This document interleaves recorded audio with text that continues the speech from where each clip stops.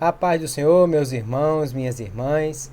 Eu sou o pastor Clauber Maia e hoje vamos estudar mais uma lição da nossa Escola Bíblica Dominical. Nesse domingo, dia 4 de dezembro de 2022, nós vamos estudar a lição de número 10, cujo título é A Restauração Nacional e Espiritual de Israel. O nosso texto áureo encontra-se na Epístola aos Romanos, capítulo 11, o versículo 26, que diz: E assim todo o Israel será salvo, como está escrito: De Sião virá o libertador, e desviará de Jacó as impiedades. A verdade prática da lição diz que a chamada divina à restauração tem a ver com o restabelecimento espiritual e social de quem se arrepende. E a nossa leitura bíblica em classe encontra-se no livro de Ezequiel, capítulo 37, os versículos de 1 a 14. Quero convidar você a fazermos essa leitura. Se você está com o exemplar da Bíblia à sua mão ou com a sua revista bíblica, tome nesse momento para fazermos a leitura juntos. Livro de Ezequiel, capítulo 37, a partir do versículo 1 até o versículo 14, diz assim: Veio sobre mim a mão do Senhor, e o Senhor me levou em espírito e me pôs no meio de um vale que estava cheio de ossos, e me fez andar ao redor deles. E eis que eram muito numerosos sobre a face do vale, e estavam sequíssimos. E me disse: Filho do homem, poderão viver estes ossos? E eu disse: Senhor Jeová, tu o sabes. Então me disse: Profetiza sobre estes ossos e dize-lhes: Ossos secos, ouvi a palavra do Senhor. Assim diz o Senhor Jeová a estes ossos: Eis que farei entrar em vós o espírito e vivereis. E porei nervos sobre vós, e farei crescer carne sobre vós, e sobre vós estenderei pele, e porei em vós o espírito e vivereis, e sabereis que eu sou o Senhor. Então profetizei como se me deu ordem. E houve um ruído enquanto eu profetizava. E eis que se fez um rebuliço, e os ossos se juntaram, cada osso ao seu osso. E olhei, e eis que vieram nervos sobre eles, e cresceu a carne, e estendeu-se a pele sobre eles por cima, mas não havia neles espírito. E ele me disse: Profetiza ao espírito, profetiza ao filho do homem, e dize ao espírito: Assim diz o Senhor Jeová: Vem dos quatro ventos, ó espírito, e assopra sobre estes mortos para que vivam. E profetizei como ele me deu ordem. Então o espírito entrou neles, e viveram e se puseram em pé um exército grande em extremo. Então me disse: Filho do homem, estes ossos são toda a casa de Israel. Eis que dizem: Os nossos ossos se secaram, e pereceu a nossa esperança, nós estamos cortados. Portanto, profetiza e diz-lhes: Assim diz o Senhor Jeová: Eis que eu abrirei as vossas sepulturas, e vos farei sair das vossas sepulturas, ó povo meu, e vos trarei a terra de Israel. E sabereis que eu sou o Senhor, quando eu abrir as vossas sepulturas, e vos fizer sair das vossas sepulturas, ó povo meu. E porei em vós o meu espírito, e vivereis, e vos porei na vossa terra, e sabereis que eu, o Senhor, disse isso, e o fiz, diz o Senhor. Veja bem, queridos, é uma situação muito interessante aqui dessa leitura, porque na lição passada nós estudamos o capítulo 38 do livro de Ezequiel. E agora nós voltamos para o capítulo 37 para retomarmos esse assunto. E o que nós vemos aqui no capítulo 37 é uma visão muito interessante que Deus deu ao profeta Ezequiel. Primeiro vamos perceber que ele diz que Deus o levou.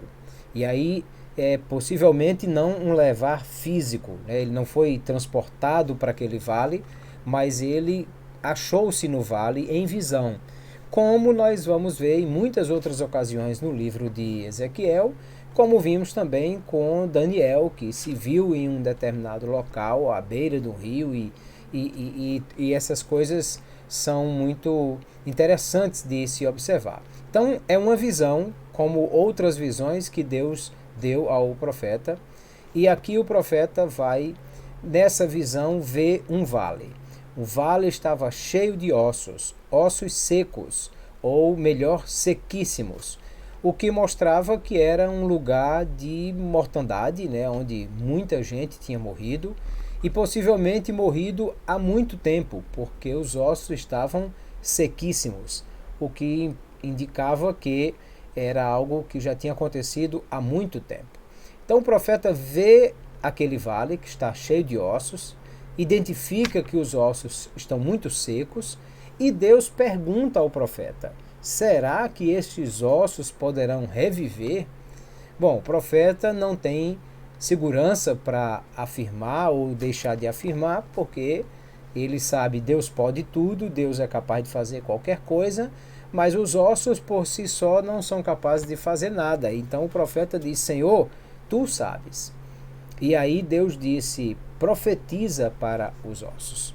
Deus manda o profeta dizer aos ossos alguma coisa. Ele manda que haja a proclamação da palavra de Deus para os ossos, dizendo: ossos secos, assim diz o Senhor. E a palavra de Deus foi que eles teriam vida novamente, que Deus faria crescer nervos e carne e pele, e por último daria o espírito, e eles então voltariam a viver. E aí o profeta fez isso mesmo que Deus tinha mandado ele fazer. Ele olhou para os ossos e profetizou, dizendo: ossos secos, ouvi a palavra do Senhor, e disse tudo que Deus mandou que ele dissesse. E aí ele disse que de repente houve um rebuliço e houve um barulho.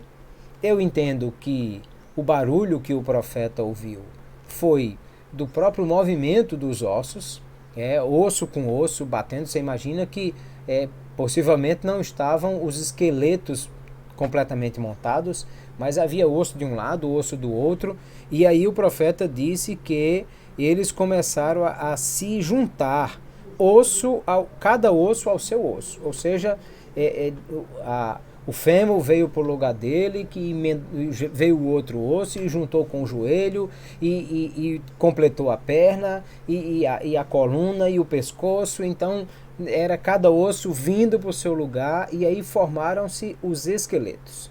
Quando os esqueletos se formaram, então veio depois, vieram os nervos, né, e a carne, ou seja, a musculatura.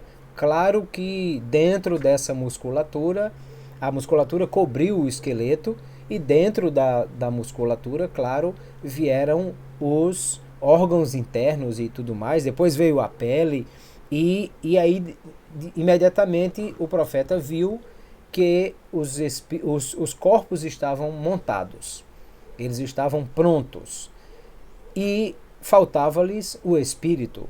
E aí Deus então mandou, e ele profetizou ao espírito, dizendo: assim diz o Senhor, vem dos quatro ventos, ó espírito, e assopra sobre esses mortos para que vivam. E então de novo o profeta usa a sua voz profética, e ele profetiza ao espírito, e o espírito vem, e aqueles corpos agora completos e com vida se levantaram e se puseram um grande exército em pé. E aí nós vamos perceber o que era essa visão, o que ela significa, o que Deus estava mostrando para o profeta, o que isso significava para aquele povo a quem a profecia foi dada, e o que significa para nós também, e que lições nós podemos extrair para a nossa vida a partir desse momento. A primeira coisa que eu penso que nós devemos ter cuidado em relação a todas as profecias do Antigo Testamento e todas as visões proféticas é que nós precisamos entender qual é a mensagem. A mensagem para o povo daqueles dias e para o povo dos nossos dias. O que era que Deus queria dizer e a quem ele estava dizendo isso. E ao mesmo tempo nós temos o cuidado de evitar querer ligar cada ponto a um significado específico, né? Há pessoas que vão fazer a leitura do Vale dos Ossos Secos, do capítulo 37 de Ezequiel, e fazem uma interpretação muito alegórica. querendo dizer o que é cada coisa, o que foi o barulho, o que foi o osso, o que foi o nervo, o que significa a carne, o que significa a pele. E eu já vi tanta gente dizer tanta coisa sobre isso. Olha, porque o nervo significa as emoções, e a carne significa o pecado carnal, e a pele significa isso. Não, gente. Nada disso precisa ser feito, porque a ideia aqui não é que cada detalhe tenha um significado nem um cumprimento profético específico. O que estava sendo formado aqui era um corpo, igual a qualquer outro corpo quando é formado. O que Deus estava mostrando é que havia uma restauração plena, completa, e que, a exemplo do que aconteceu com Adão, primeiro o corpo físico foi formado, e depois veio a vida e o espírito. Vamos lembrar que com Adão a Bíblia diz que Deus fez do pó da terra. Não significa necessariamente que foi de barro que Deus fez o bonequinho e moldou a boca e a orelha. Não, quer dizer que dos elementos encontrados na natureza, Deus fez aquele corpo, mas era um corpo inerte, não tinha vida. E aí Deus soprou sobre ele, e aí ele passou a ser um corpo com vida. Entrou o Espírito que foi dado por Deus. Daí Eclesiastes capítulo 12 vai dizer que o pó volte ao pó e o Espírito volte a Deus que o deu, porque a vida foi dada por Deus. Aqui é esse mesmo processo. Os ossos estão espalhados. Imagina um osso para tudo que é lugar, e de repente Deus manda o profeta dar uma ordem, e os ossos começam a se juntar. E aí, como eu disse, são muitos ossos que compõem o corpo humano. E aí veio um dedo, juntou com outro dedo, e se formou o pé, e que juntou com outro osso para formar a perna, a rótula, e para a coxa veio o fêmur, e veio a bacia. Então todos os ossos foram se juntando, osso a osso. Depois que os esqueletos estavam prontos, aí vieram nervos, carne, músculo, órgãos internos, quer dizer, unhas, dentes, olhos, cabelo, tudo veio se formando ali, até que o corpo estava completo, mas não tinha vida. E aí ele profetiza, vem Espírito dos quatro ventos, e então sopra sobre esses mortos, e aí o Espírito veio, e os mortos se levantaram, se puseram em pé, um grande exército ao extremo. Então, essa é a visão. E não precisamos de tecer detalhes sobre o que significa o osso ou a carne, ou coisa como eu já disse. E aí, o que é essa visão? O que ela significa?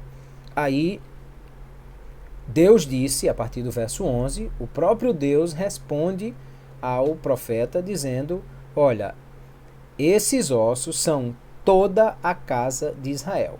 Eles disseram: os nossos ossos secaram, pereceu a nossa esperança, nós estamos cortados. Mas eu vou abrir as sepulturas, e eles vão sair das sepulturas, e vos trarei à terra de Israel.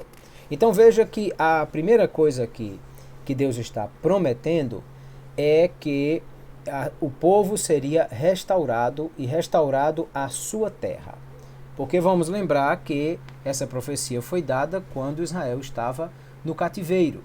E estando no cativeiro, eles tiveram notícias que o templo havia sido destruído, que Jerusalém havia sido destruída, e que, portanto, eles não tinham mais a sua cidade capital, eles não tinham mais o templo através do qual adoravam a Deus, eles estavam presos em uma terra longínqua, não tinham força nem capacidade de fazer um levante e fazer um exército e lutar contra o povo babilônico e libertarem-se e voltar para sua terra, que estava a muitos quilômetros de distância, e chegar lá, restaurar tudo. Não havia força nos judeus cativos para fazer tudo isso. Levantar um exército, se voltar contra a Babilônia, vencer a Babilônia, adquirir recursos para voltar para a sua terra e chegando lá, encontrar uma terra destruída e restaurá-la. Então eles diziam, nós estamos mortos, acabou-se, Israel não existe mais, nem vai ter mais nenhuma restauração, porque nós não temos força para isso. E de fato, eles estavam certos, eles não tinham a capacidade de fazer isso por sua própria força. Mas Deus estava dizendo, olha, eu vou restaurar vocês. Como esses ossos sequíssimos, porque eles já estavam há muitos anos no cativeiro. E eles estão sem condição nenhuma de ter restauração por si próprios, mas eu vou restaurar e vou dar vida, assim também eu vou fazer com a casa de Israel. E aí é importante nós observarmos que a restauração aqui e a vivificação desses corpos se deu através de um processo. Veja que não foi uma coisa instantânea. Deus poderia ter dito, olha, eu vou restaurar vocês, e pum, de repente levantar e acabou-se. Mas foi um processo. Primeiro o osso juntou ao osso, depois veio carne, depois o músculo, depois veio pele, depois... e aí, como eu já disse, o corpo foi sendo restaurado passo a passo, e por último veio o espírito. Também nós podemos perceber que essa restauração nacional, ela se dá através de um processo. O primeiro processo começou quando eles voltam para casa, porque se lembre, eles estavam em Babilônia, a milhares de quilômetros de sua casa. Então eles precisavam voltar, e é a primeira coisa que Deus disse. Ele disse, eu abrirei a sepultura e vos trarei a terra de Israel. Então, estar na terra de Israel era o primeiro passo da restauração. Mas claro que esse não era o último passo. Que a restauração aqui não era apenas voltar para sua casa, ou seja, fim do cativeiro, e então voltando para casa sob o comando de Zorobabel, a profecia se cumpriu. Não é possível pensarmos assim, até porque a profecia continua. E ela vai dizer primeiro que há duas varas, a vara de Efraim, a vara de Judá. Então, essas duas varas vão se unir e vão ser uma só. Ele disse, o verso 19, tomarei a vara de José, que está na mão de Efraim, e das tribos de Israel, suas companheiras, e ajuntarei a vara de Judá, e farei delas uma só vara, e se farão um só na minha mão. Então, a primeira coisa, o primeiro passo era, vão voltar para a terra de Israel. O segundo passo haverá uma unificação nacional, porque vamos lembrar que desde Roboão, depois do reinado de Salomão, houve uma ruptura e passamos a ter um reino dividido em Israel. 10 tribos ao norte, chamado Reino de Israel, e 2 tribos ao sul, chamado Reino de Judá. E com reis diferentes e governos diferentes, em alguns momentos lutaram entre si, em alguns momentos lutaram contra povos que atacaram eles, inclusive em uma aliança, mas depois o reino do norte foi levado cativo e o reino do sul ficou ainda na sua terra, embora tenha sido feito vassalo, e aí depois foi levado também o reino do sul, só que para terras diferentes, para lugares diferentes. Também, quando o reino do norte foi levado, a própria Bíblia vai dizer e afirma que várias pessoas desceram para o reino do sul. Ou seja, no reino do sul não ficaram só as 2 tribos de Judá e Benjamim. Habitantes e pessoas oriundas das tribos do norte vieram também para o reino do sul. E possivelmente levados em cativeiro tenha ido alguém, até porque foram muitos anos depois o cativeiro do Reino do Sul. É possível que descendentes das tribos do norte também tenham sido levados, mas na volta do cativeiro eles seriam restaurados como uma só nação, um só povo, não mais haveria aquela divisão. E depois disso ele disse que farei uma nação na terra, nos montes de Israel. Então, o verso 22 vai dizer que a restauração, mostra que a restauração é na terra de Israel, nos montes de Israel, naquele mesmo lugar onde nós vimos a referência do capítulo 38, né, da guerra de Gog e Magog nos montes de Israel, ou seja, na terra que Deus havia. E desse nunca mais se dividirão em dois reinos. E aí nós temos um outro aspecto muito importante dessa profecia, porque Deus diz assim no verso 24: o meu servo Davi reinará sobre eles. Habitarão na terra que deu ao meu servo Jacó, e para sempre. E Davi, meu servo, será seu príncipe eternamente. E isso aqui é muito importante, porque o final da profecia, o começo da profecia é: vocês vão voltar para a terra de Israel. Depois vão ser um só povo, vão habitar nos montes de Israel. Mas o final da profecia é: e meu servo Davi vai reinar sobre vocês e vai reinar eternamente. Então aí nós percebemos que o final dessa profecia, elas não chegou ainda, não se cumpriu ainda. Por isso é que nós vamos entender que isso tudo é um processo. É um processo que, como o corpo foi restaurado através desse processo, também a restauração nacional e espiritual se dará através de um processo. Então, quando Israel volta para o cativeiro, volta do cativeiro, eles voltam, mas não voltam com liberdade. Eles voltam sob o domínio medo-persa. Eles foram ao cativeiro sob o domínio babilônico, mas eles voltam do cativeiro sob o domínio medo-persa. Depois eles vão ainda continuar sobre os domínios mundiais. Tem um pequeno trecho ali de alguns anos que há uma liderança nacional sob os macabeus. Inclusive os macabeus se declaram reis e sacerdotes, né? E nós vamos ter a sucessão da família ali com vários filhos que vão suceder ao trono, e depois os netos e bisnetos. Mas nós temos uma dificuldade, porque o que está no trono é rei, mas ele não é da casa de Davi. Ele não é da tribo de Judá, nem da casa de Davi. E o mesmo rei também se declarou sacerdote. Só que ele é sacerdote e também não é da casa de Levi. E isso é um problema da casa de Levi e na casa de Arão, né? Então, isso é um problema, porque de fato o que Deus prometeu é que o rei seria da casa de Davi. Quando Deus diz: Davi, meu servo, será seu príncipe, claro que ele não está falando da própria pessoa de Davi, porque Davi já era morto há muitos anos, à época desse cativeiro. É mais de 500 anos depois da morte de Davi. Mas ele fala de Davi, a descendência de Davi. E o descendente de Davi, que reinará para sempre, é muito claro nós entendemos que é uma referência ao Messias, né?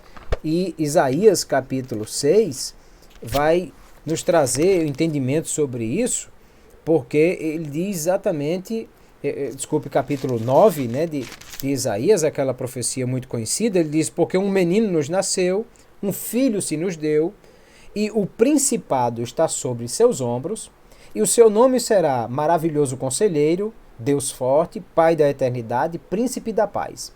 Do incremento deste principado e da paz não haverá fim sobre o trono de Davi e no seu reino, para o firmar e o fortificar em juízo e em justiça, desde agora e para sempre. O zelo do Senhor dos Exércitos fará isso. Então veja, a profecia diz: um menino nasceu, um filho nos deu, ele terá o principado sobre os seus ombros, ele vai reinar para sempre, e esse reino que não terá fim será sobre o trono de Davi. Aquela promessa lá de 2 Coríntios 7, 2 Crônicas 7, que Deus diz a Davi que não faltará herdeiro sobre o seu trono. Então nós vamos observar aqui que é uma profecia para o fim dos dias. É uma profecia que ainda vai se cumprir. Daniel traz também uma profecia sobre esses tempos, e ele fala sobre os reinos, né? A estátua, que a cabeça é de ouro, é o reino babilônico, o peito de prata é o reino Medo-Persa, e o ventre de bronze e as pernas de ferro. Aí se trata a sequência dos impérios mundiais: o Império Babilônico, o Medo-Persa, depois o Império Grego, depois o Império Romano. E aí vem uma pedra que Daniel vê que é retirada sem uso de mãos. A pedra acerta a base da estátua, a estátua cai, um vento leva todos os destroços da estátua, e aquela pedra cresce e ocupa toda a terra, e Daniel recebe de Deus a interpretação dizendo: isso aqui é um reino que nunca terá fim.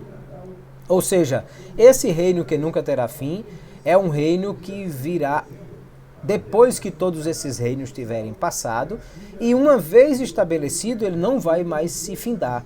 Então nós entendemos que essa profecia diz respeito ao período milenial, ao período do milênio, aonde a Bíblia diz que Deus, nesse tempo, haverá um reino que governará a terra com vara de ferro, e esse reino não terá fim, que não há nenhum momento que esse reino se acaba, que ninguém vai vencer esse reino e vai destruí-lo, porque ele não terá fim.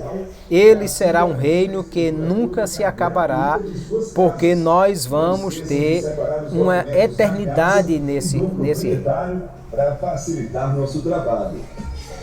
Então nós vamos observando aqui que esse reino é milênio, né? É um reino que Jesus vai reinar em todo esse momento, e que vai haver um reino que não terá fim. Aqui nós temos, portanto, um cumprimento futuro desse reino, e esse reino nunca terá fim, e nós vamos ter aí o cumprimento final dessa profecia. Então nós observamos que é uma sequência, é um processo. Primeiro Israel volta para a terra, Israel voltou sob os impérios, depois houve o último império aí, o romano, aquele breve intervalo dos macabeus que eu fiz referência. Depois disso nós temos a diáspora, né? O Jerusalém, mais uma vez, o templo foi destruído, o que havia sido reconstruído por Herodes, e eles se espalharam por toda a terra. E aí veio o momento da dominação de vários povos naquela terra, incluindo aí a dominação de Saladino e todo o Império Árabe, né, e a sua força, e os muçulmanos tomaram a terra. Isso vai durar até a Primeira Guerra Mundial, quando Inglaterra e outros países vão vencer o Império Otomano, que é o último remanescente do domínio islâmico sobre aquela terra. E a Inglaterra vai dominar aquele espaço de terra ali por algum tempo, e nós temos depois a restauração nacional do Estado de Israel. Antes disso, muitas outras coisas aconteceram, né? Já no final do século XIX, nós temos o retorno de muitos judeus para aquela terra. Ainda naquela época, nós vamos ter o primeiro congresso sionista. Deus vai levantar Theodor Herzl. Há um fato interessante aí, que um soldado na França, o soldado Dreyfus, é condenado, e Theodor Herzl, como repórter, vai cobrir essa reportagem, fazer essa reportagem, e ele vai perceber que ninguém quis ouvir a defesa do soldado, que o soldado foi condenado só porque ele era judeu. De fato, anos depois foi comprovado que ele não era culpado daquilo que ele estava sendo acusado, mas naquele momento ele foi condenado só porque era judeu. E aí isso vai despertar em Theodor Herzl a ideia de que, de fato, precisa haver um Estado de Israel onde os judeus possam estar protegidos. E ele vai começar esse movimento, chamado movimento sionista, e isso tudo vai chegar até novembro de 1947, quando há uma resolução da ONU.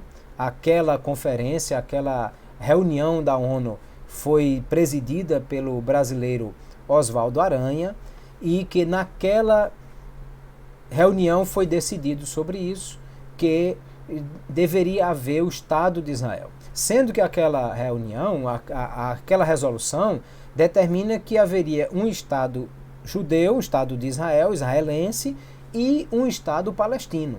Mas os palestinos não aceitaram aquilo que a ONU estava propondo, e então no dia 14 de maio de 1948, quando Davi Ben-Gurion declara a independência do Estado de Israel, começou a guerra dos países árabes contra Israel. Foi uma guerra chamada Guerra da Independência, que durou meses, quase destruía o recém-nascido país, mas ele se fortaleceu e cresceu. Depois vieram outras guerras. Vamos lembrar que naquele momento Jerusalém era dividido ao meio por um muro, a exemplo de Berlim, e de um lado era Israel, do outro lado era a Jordânia, e na Guerra dos 6 Dias, 1967, é que Israel toma a cidade de Jerusalém e tira aquele muro. Quem vai a Jerusalém hoje sabe que não tem mais o muro, e a cidade, desde 1967, Jerusalém é a capital de Israel.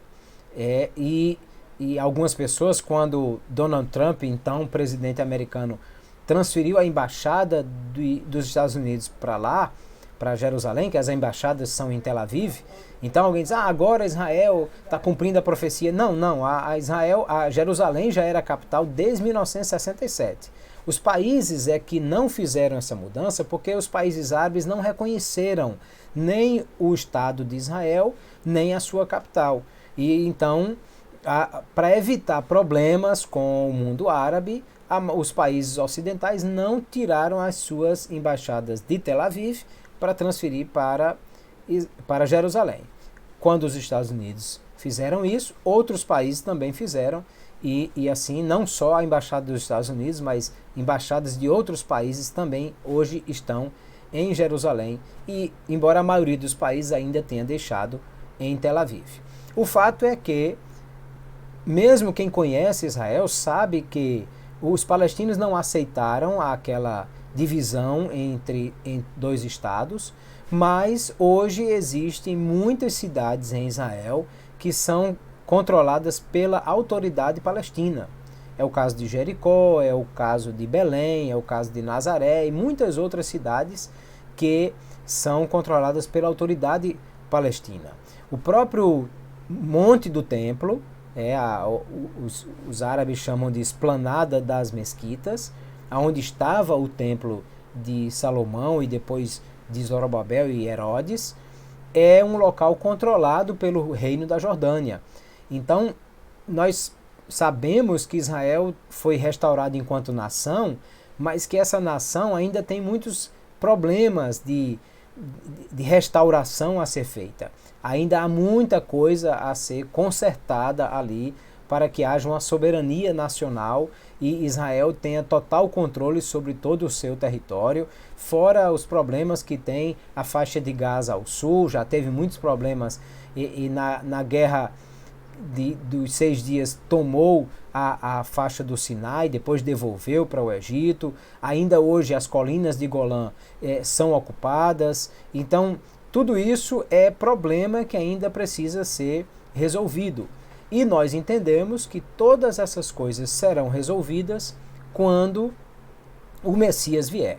Quando Jesus se estabelecer no reino em Israel, e aí a Bíblia fala sobre de Jerusalém virá a lei, e entendemos que ali será a sede do governo do período milenial, e então haverá não somente paz com todas as nações, mas um reino que nunca terá fim, que não será abalado, que não será destruído.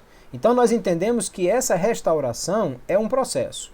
A restauração nacional começou com a saída do cativeiro, mas continuou porque, como já disse, tiveram os impérios e tanta coisa mais, a diáspora.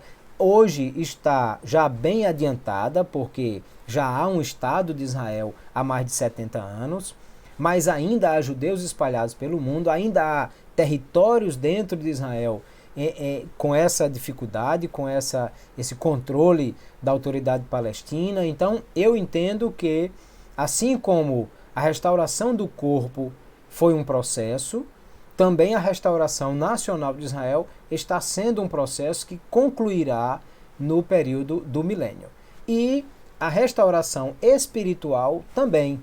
Nós temos, Israel hoje é um país que tem a liberdade de culto, né? Eles têm suas sinagogas e adoram a Deus através da sua fé, e entendemos que o reconhecimento de Jesus como Messias é algo que virá, e entendemos que nós precisamos ter essa vida nacional completamente restaurada, e tudo isso sendo feito para que haja uma total liberdade de culto e total ação do Espírito Santo.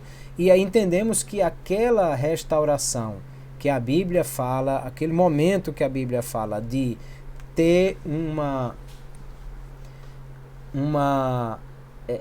total ação do Espírito Santo, que a Bíblia diz que o Espírito de Deus ocupará ou agirá em toda a terra como as águas cobrem o mar. Isso também é algo que vai acontecer no período do milênio. Então, tudo isso é algo que vai ainda ser feito, e, como disse, é um processo. Agora, nós precisamos também extrair algumas lições importantes para a nossa vida, a partir daquilo que nós lemos dessa profecia. A primeira coisa que me chama a atenção é que há uma restauração, há uma vivificação, mas isso se dá primeiro através da manifestação da palavra de Deus. Deus poderia ter dito assim: profeta, fique de lado e observe o que é que eu vou fazer. E não é Thanos não, mas poderia ter simplesmente feito os corpos se levantarem. Mas Deus preferiu que os corpos se levantassem e criassem vida através da ação da palavra profética. Ele mandou o profeta profetiza. E aí o profeta profetizou e disse: escutem, ossos. Olha que loucura. Ossos secos, mortos, e o profeta conversando com os ossos e dizendo: assim diz o Senhor para você, osso seco, eu vou restaurar você e você vai ter vida. Então, é essa a força da palavra de Deus. Que a proclamação da palavra de Deus é que gera vida, que gera esse efeito extraordinário. Isaías capítulo 55, a Bíblia diz, a palavra de Deus dita pelo profeta Isaías, ele disse: olha, assim como a chuva rega a terra e ela não volta para a sua evaporação antes de dar fruto, fazer a terra germinar e dar fruto, assim também é a minha palavra. Ela não voltará vazia, mas ela será eficaz naquilo que ela foi enviada. Ou seja, a palavra de Deus é o instrumento vivificador. É aquilo que produz o efeito extraordinário para dar vida. Por isso é que nós, igreja, que somos portadores da palavra de Deus, precisamos anunciar a palavra. Nós precisamos pregar a palavra. Nós precisamos que a palavra alcance as pessoas, porque é a palavra que produzirá esse efeito. O chamado avivamento, avivar, tornar a ter vida, é produzido pela palavra. Se você estuda a história dos avivamentos, você vai perceber isso não só na Bíblia Sagrada, quando Israel teve dificuldades e Deus permitiu avivamentos nacionais, como na época de Josafá, como na época de Asa, como na época de Josias, como na época de Ezequias. Esse avivamento veio quando Deus levantou um profeta e falou ao povo. E a voz do Senhor foi ouvida e foi obedecida. Na volta do cativeiro, que esse povo, essa profecia aqui começa a se cumprir, quando eles voltam para a terra de Israel, também nós vamos ver que Esdras reúne o povo, constrói um púlpito de madeira, e eles vão desde o nascer da alva, desde o raiar do dia até o meio-dia, Esdras expondo a palavra de Deus para eles. e eles começam a chorar, e ali há um quebrantamento e acontece um avivamento ali naquele lugar. Também na história dos avivamentos da igreja foi assim, quando Deus levanta John Wesley como um pregador para pregar a palavra de Deus e que provocou um grande avivamento, primeiro na Inglaterra, depois nos Estados Unidos. E Deus levantou Finney e outros nos Estados Unidos para o chamado primeiro despertamento, segundo despertamento, né, onde vai ter primeiro a figura de Jonathan Edwards, no segundo a figura de Charles Finney. Nós temos aí a história dos avivamentos do país de Gales, que Deus levantou Evan Roberts, a história do avivamento da Rua Azusa, que vai começar lá em Topeka, no Kansas, com a escola Bethel de Charles Parham, que vai alcançar em uma das suas viagens a Houston um homem que o coração ardia de desejo por ter mais experiências com Deus, chamado William Seymour. Ele vinha do movimento Holiness e ele ouve aquela palavra e aquela palavra entra no seu coração. Ele é chamado para ir a Los Angeles para pastorear uma igreja, mas a igreja que ele chega lá não o recebe por causa dessa sua doutrina, e ele se reúne com alguns irmãos, e então no famoso número 302 da Rua Azusa, no subúrbio de Los Angeles, acontece o grande avivamento de 1906, que se espalhou por todo o mundo, e como disse, tudo começou com a palavra. Foi assim também no avivamento das Ilhas Hébridas, quando Deus levanta o grande homem de Deus para pregar a palavra de Deus, chamado Duncan Campbell, e tantos outros avivamentos ao longo da história, e eles acontecem assim. Primeiro, a palavra de Deus, a voz profética que se levanta, que desperta o povo para ouvir, entender e quebrantar-se diante da palavra de Deus. E depois há a ação do Espírito Santo, porque aqueles corpos estavam sem vida, e há uma segunda profecia dizendo: profetiza ao Espírito, vem dos quatro cantos. E o Espírito vem e eles têm vida. Então, também como a ação da palavra de Deus, é a ação do Espírito Santo para dar vida. O movimento de Charles Finney foi um movimento de grandes manifestações espirituais. O movimento de Jonathan Edwards também. O movimento de Evan Roberts no país de Gales. Quem leu O Intercessor de Hughes Howells vai ver o que Deus fez, que coisa extraordinária naquele avivamento.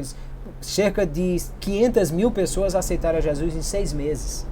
O avivamento da Rua Azul, então, nem se fala. 50 países do mundo foram alcançados, e o poder do Espírito Santo agindo na vida dessas pessoas é que provocou tudo isso. Então nós entendemos que para Israel o avivamento nacional e espiritual vem através da ação de Deus, que é um processo que, como já vimos, vai culminar no milênio, quando Davi, né, o herdeiro de Davi, o príncipe que assentará no trono, que é o menino que nos nasceu, o filho que se nos deu, assentará no trono de um reino que nunca terá fim. Aí sim a profecia vai ser completamente conclusa. Mas enquanto isso, a igreja está pregando, e a igreja vai usar as mesmas ações que houve na profecia do Vale dos Ossos Secos. A igreja profetiza através da palavra e busca a ação do Espírito Santo para agir em nós e naqueles que serão alcançados pela palavra profética que nós pregamos, porque ela vai alcançar vidas e vai provocar todas essas questões. Então, tudo isso é algo que nós precisamos entender e extrair de lições para nós e para a nossa vida. Se Deus nos permitir, no próximo domingo, nós estaremos mais uma vez com uma lição: a visão do templo e o milênio, e aí vamos dar continuidade a esse assunto, se Deus nos permitir. Deus abençoe você, Deus abençoe a sua casa, Deus abençoe a sua família, Deus abençoe sua vida, seu ministério, e que você continue cada dia, meditando na palavra de Deus, ouvindo e anunciando essa palavra e buscando o poder do Espírito Santo na sua vida, na vida da sua família, da sua igreja, para que Deus continue agindo através de nós até que todas essas coisas se cumpram. Deus os abençoe, fiquem todos na paz do Senhor.